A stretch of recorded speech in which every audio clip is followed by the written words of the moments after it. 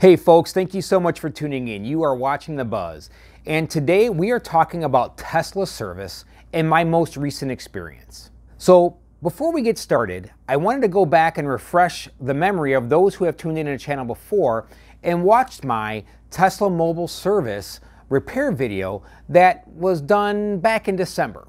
And for those of you who have not, I wanted to go ahead and give a brief synopsis of what that service was and where we are today. So let's get started.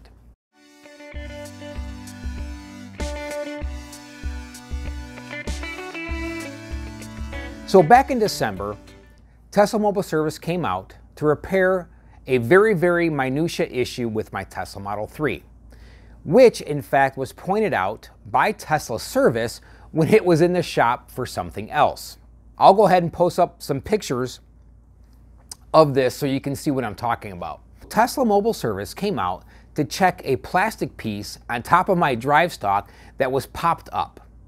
Now, I know, and I even said it myself, it is such a small issue I didn't even notice it. But Tesla Service did, and I thank them very much for looking out for me as a customer, keeping my interest in mind, and just making sure that overall I was happy with the vehicle. And they also said that over time that plastic piece will pop up. Now, if you go back and search any forums, you're going to go ahead and see some people had issues with this. But I didn't even know it was an issue. I didn't even know it was there. I was too immersed in everything else that was going on with the vehicle and really how much I love driving it. So it didn't even dawn on me that this was an issue. So long story short, we're going to fast forward a little bit.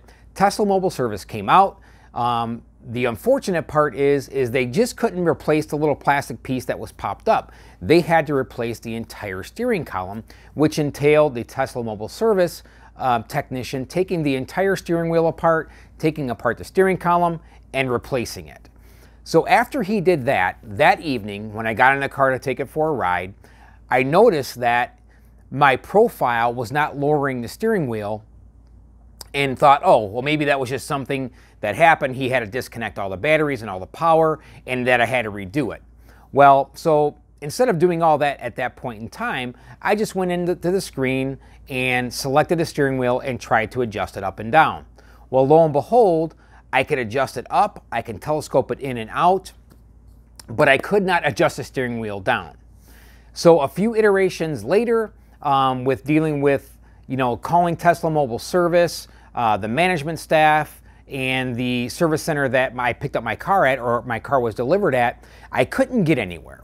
So about a month after that happened, I had Mobile Service meet me at work to replace the steering column again because they just couldn't get it fixed. They tried to do it via software. They had me hard reset the car, soft reset the car, and they just couldn't get it to work. On occasion, on a very rare occasion, via my profile, it would come down.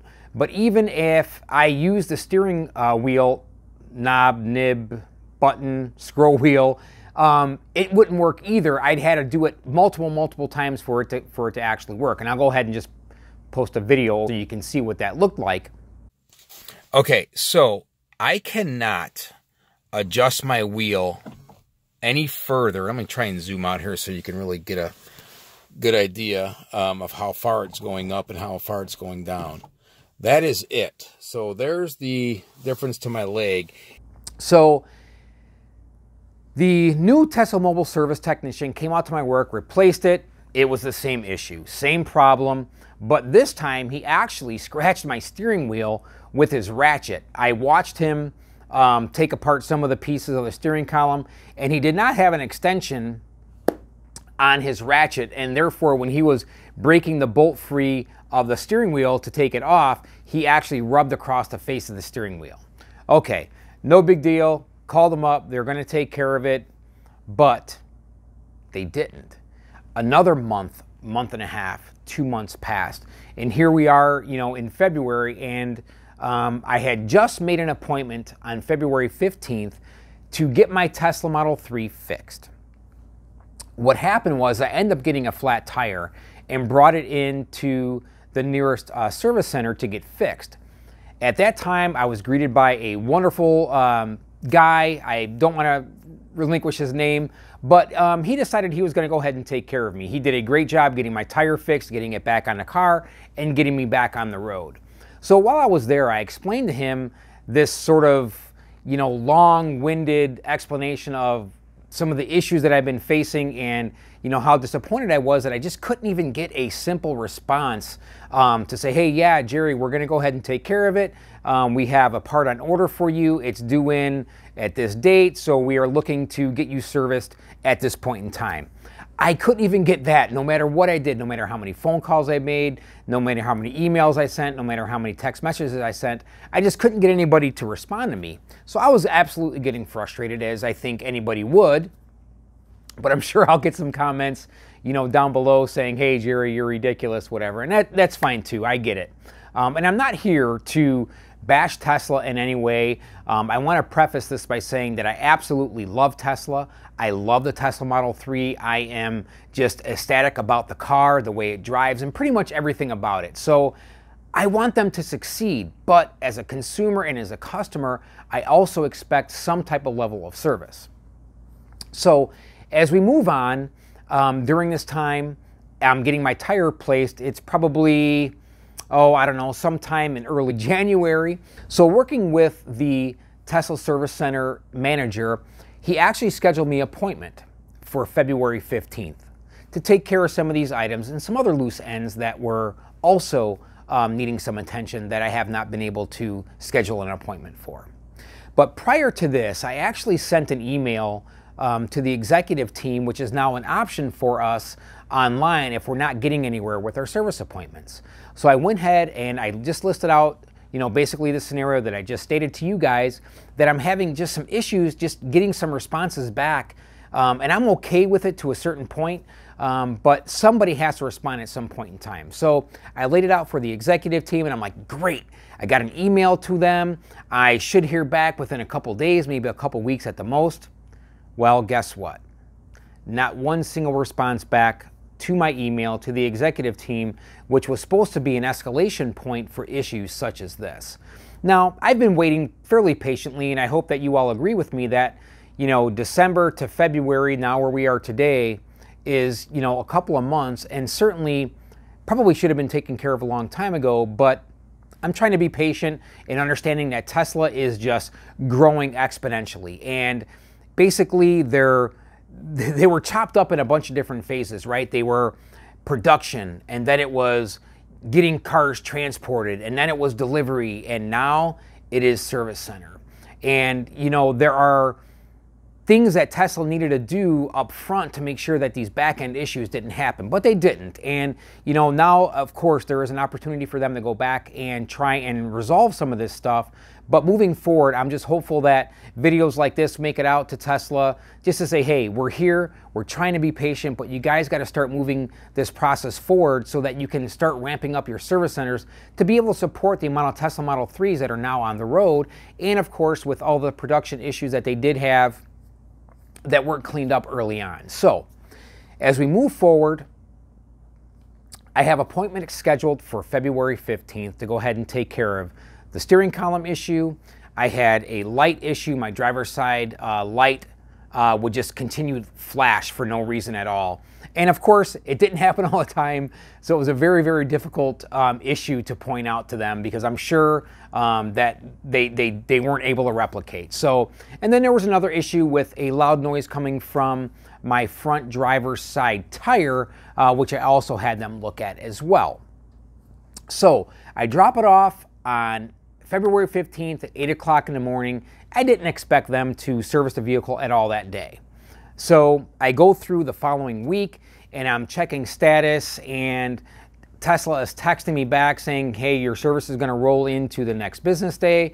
Okay, cool, no problem. I hope that they're taking their due diligence and working through the issues, see if they can replicate it and find out what's going on. So I don't have a problem with that at all.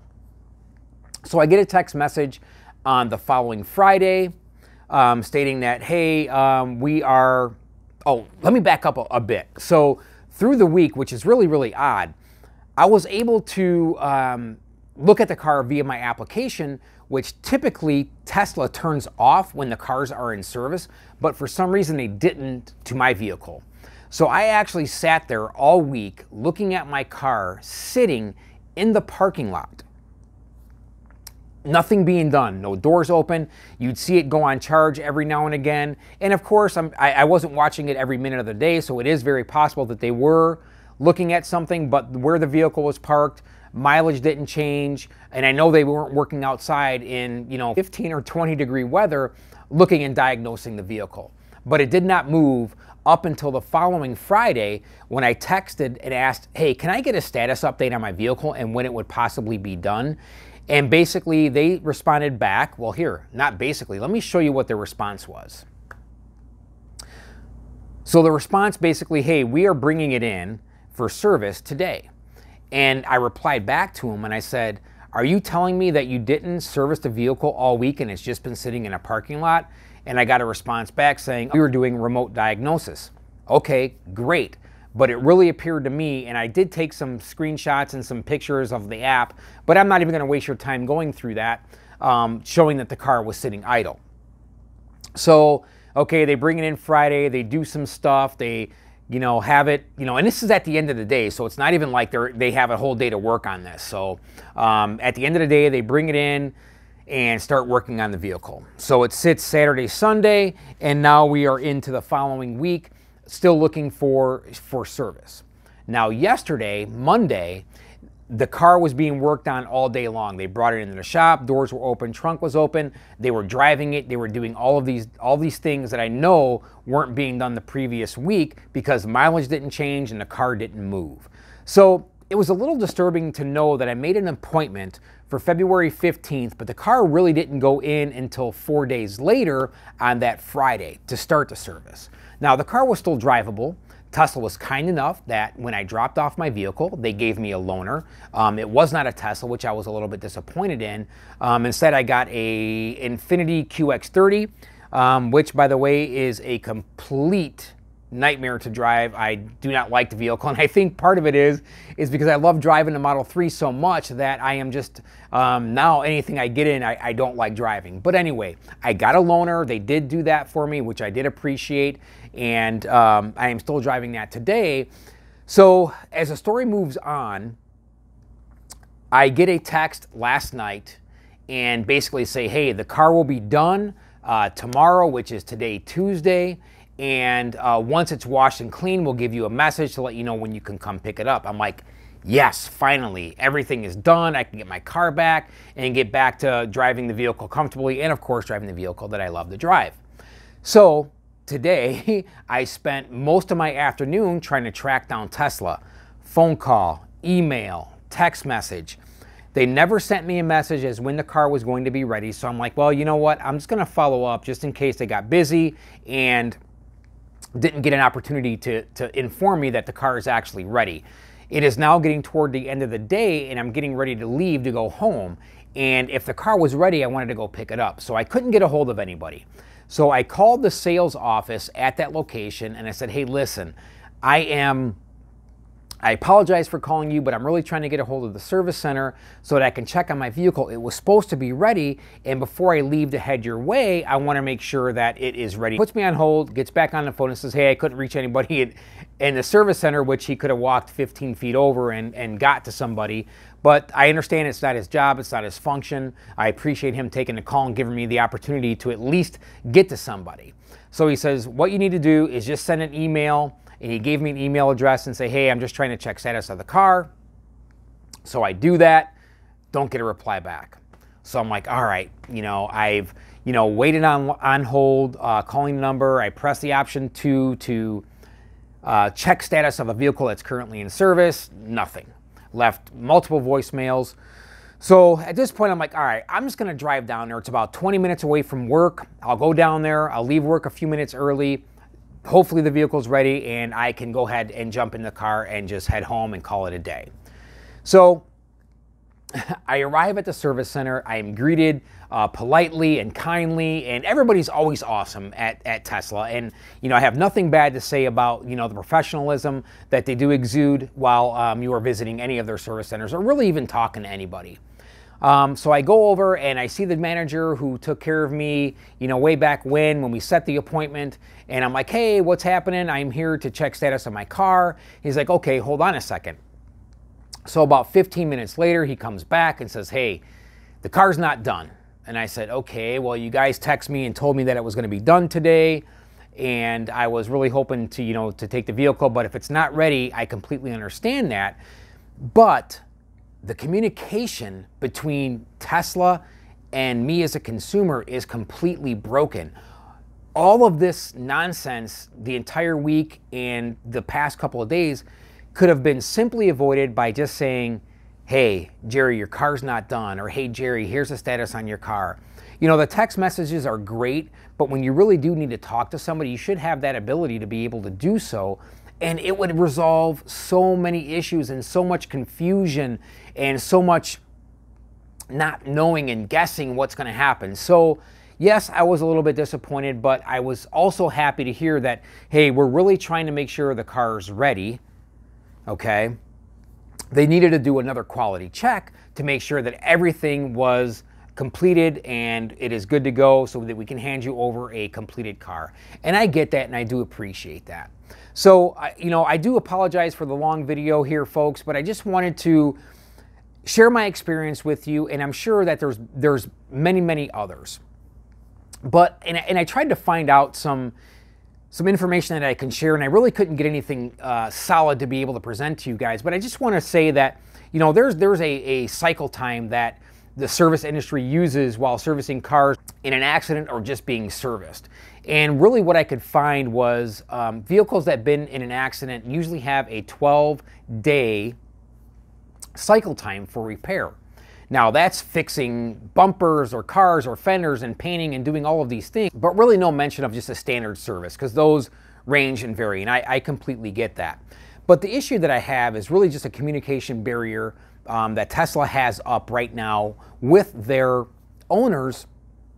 And I'm not sure if it's Model X and S or if it's just 3 or what it actually is, but I just feel that Tesla has grown so much so fast that they just have not been able to ramp up the service centers, the staff, the technicians, the training, the managers. I mean, go down the list of a corporate organization and you're probably going to see a lot of staff that is required to fulfill the deliveries that have been made in the US here now for the past several months. And I get that Tesla does have some growing pains.